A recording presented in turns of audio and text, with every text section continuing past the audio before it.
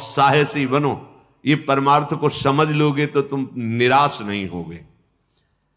साधन करते हुए साधन पक्ष का अहम और भगवत शरणागति कृपा भाव की आपका परिचय नहीं, तो सीधे उत्तर आपको देना पड़ेगा। ध्यान रखना, अगर ये है कि जो कुछ साधन बन रहा है मुझ नीच में तो सामर्थ्य नहीं, मेरे आराध्य देव की कृपा से, गुरुदेव की कृपा से, तो लड़खड़ाओगे तो बचा लेंगे, ये विश्वास रखना। अहम करोगे, भाई जी से, हनुमान प्रसाद पोद्दार जी से किसी ने प्रश्न किया कि इतने माला, इतना पाठ, इतना सब करने पर भी भगवान ने हमें नहीं बचाया।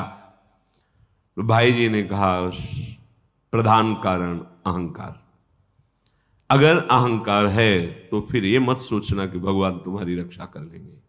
अहम प्रभु के चरणों में समर्पित कर दिया है तो करो सदा तिनकै रखवारी, जिम बालक राखे महतारी। वास्तविक हमारे में सामर्थ्य नहीं है कि इन महावीरों से लड़ सके। काम, क्रोध, लोभ, मोह, मद, मत्सर, ये माया के बहुत प्रचंड सेनापति हैं, पूरे त्रिभुवन को परास्त करने की सामर्थ्य रखते हैं। तो जो शभीत आवा सरनाई, रखियो ताई प्राण की नहीं। भगवान कह रहे हैं यदि तुम भयभीत होकर मेरी शरण में आ गए हो तो अब निश्चिंत हो जाओ। जैसे सबको प्राण प्रिय है ऐसे मुझे शरणागत प्रिय है, वही बचाते, वही। तो अपनी जय और पराजय में समान भाव तभी हो सकता है जब भाव प्रभु में लग गया है। ठीक है, हम हार गए पर हम हैं प्रभु के, कदम पीछे नहीं हटाएंगे। तो आप जीत गए, जो जीतने का फल था वही आ गया। आपकी शुद्ध शरणागति बढ़ती चली जा रही है।